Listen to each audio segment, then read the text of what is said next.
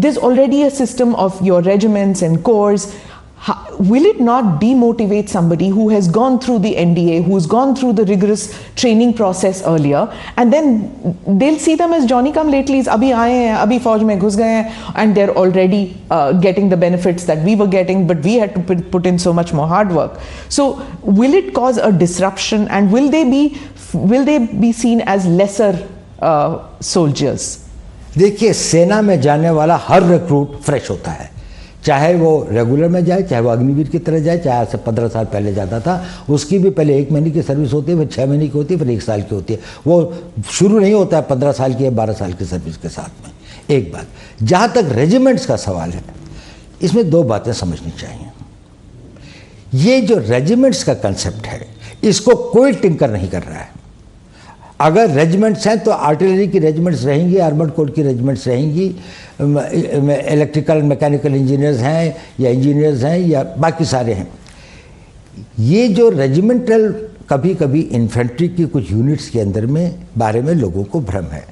पहली बात तो अब कोई कास्ट बेस्ड रेजिमेंट्स बहुत कम बची हैं, सिर्फ 2 या 3 हैं जो कि अभी भी प्योर उसी एरिया के क्षेत्र को करते हैं, और ये एक कॉलोनियल लेगेसी है।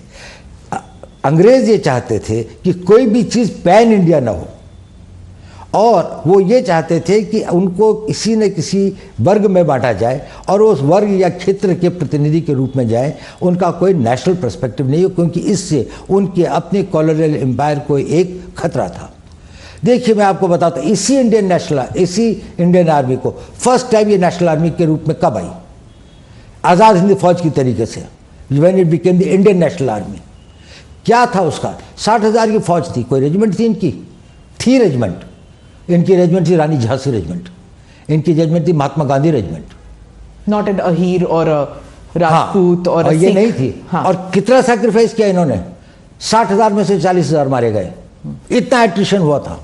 दुनिया के अंदर में किसी लड़ाई के अंदर में इतने एट्रिशन एंड कैजुअलिटीज नहीं हुई है जितनी इंडियन नेशनल आर्मी ने इम्फाल, कोहिमा के और सिंगापुर के बैटल्स के अंदर में गंवाए हैं। वो किसके लिए लड़ रहे थे? उनमें रेजिमेंटल प्राइड नहीं था क्या? उनके लिए वो नहीं था, वो भारत के लिए लड़ रहे थे।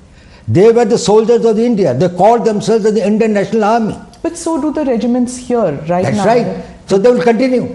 Okay. That's what I'm telling you. They will have the nomenclature. There will be the regiment of this thing. I do not know how this concept has come that anybody is tinkering with the regimental pride or the regimental ethos. उसका अपना tradition होगा। अगर कोई एक battalion है, उसकी अपना एक वैलर है, उसकी अपनी एक हिस्ट्री है, तो वो हमेशा बरकरार रहेगा और उसमें बढ़ोतरी होती जाएगी। अब इसका हुआ ये है कि हमने ये कहा कि एक ऑल इंडिया कॉम्प्लेक्शन होगा इंडियन आर्मी का। इसको लोगों ने कहा कि रेजिमेंटल सिस्टम खत्म हो गया। रेजिमेंटल सिस्टम खत्म नहीं हुआ। इन्फेंट्री रहेगी, आर्टिलरी रहेगी, आर्मर्ड कोर रहेगा, सिग्नल्स रहेंगे। इन्फेंट्री के अंदर में भी ग्रेनेडियर्स हैं, इनके अंदर में गार्ड्स हैं, रेजिमेंट ऑफ गार्ड्स है। रेजिमेंट ऑफ गार्ड्स में किसका जाति के लोग हैं? कितना स्प्लेंडेड वो है उनका। ग्रेनेडियर्स है, उसमें किस जाति के, धर्म के, क्षेत्र के लोग हैं। हमारे जो परमवीर चक्र जो है, जब उनको मिला तो ये ग्रेनेडियर्स ने जितने ऑनर्स एंड बैटल ऑनर्स उन्होंने लिए हैं। तो ये सिर्फ हम ये चाहते हैं कि भारत के हर नागरिक, हर यूथ, हर युवा, every youth of this country who has got a desire and a motivation and feels a sense of commitment to defend the country, he gets an opportunity. His youth, his energy, his talent is poured towards making this country strong and impregnably defendable.